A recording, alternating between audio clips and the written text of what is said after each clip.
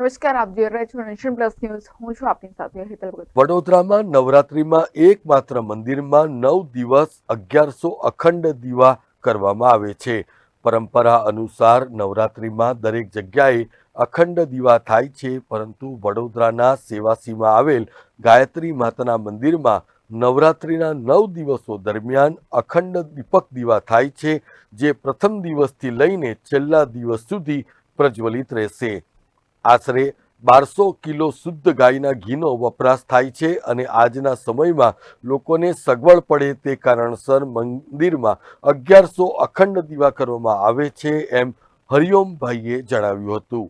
પરમ પૂજ્ય શ્રી હર્ષદ બાપાની પ્રેરણાથી વડોદરા નજીક શેરખી ગામ ખાતે બ્રહ્મર્ષિ સંસ્કાર તીર્થ, જે ગાયત્રી આશ્રમ તરીકે ઓળખાય છે, આ ત્યાં ગાયત્રીમાં અંબામાનું મંદિર છે. અહીંયા એની સાથે સાથે અહીંયા ગૌશાળા, યજ્ઞશાળા તથા અનાથ બાળકોનું અને વૃદ્ધાશ્રમ પણ અહીંયા અવેલેબલ છે.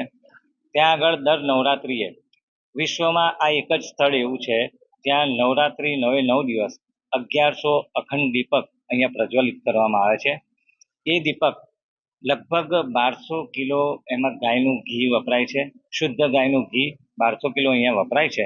એની સાથે સાથે સવારથી સાંજ સુધી બ્રાહ્મણો એની દેખરેખ રાખે છે અને સાંજથી સવાર સુધી બીજા બ્રાહ્મણો અહીંયા રહે છે અને એનું ધ્યાન રાખે છે. અહીંયા એની પવિત્રતા જળવાય એ હેતુથી જેમણે ધોતી પહેરી હોય એ જ અંદર પ્રવેશી શકે. એની સાથે સાથે ગાયના છાણ અને મૂત્રથી અહીંયા લીપણ કરીને એની પવિત્રતા જાળવવાનો પ્રયત્ન કરીએ છીએ. આપ સર્વને એક વિનંતી કે આપ બધા પધારો. અહીંયા 1100 અખંડ દીવાના એક માત્ર સ્થળ વિશ્વમાં છે, જેના દર્શન કરો અને એની સાથે સાથે એના વાઇબ્રેશન આપ ફીલ કરો. Thank you. Bureau report, nation plus news, Vadodara. સમાચારોના સતત અપડેટ મેળવવા માટે અમારી નેશન પ્લસ ન્યૂઝની યુટ્યુબ ચેનલને સબસ્ક્રાઇબ કરો, બેલ આઇકન દબાવો અને જોડાયેલા રહો ફેસબુક, ઇન્સ્ટાગ્રામ અને ટ્વિટર પર.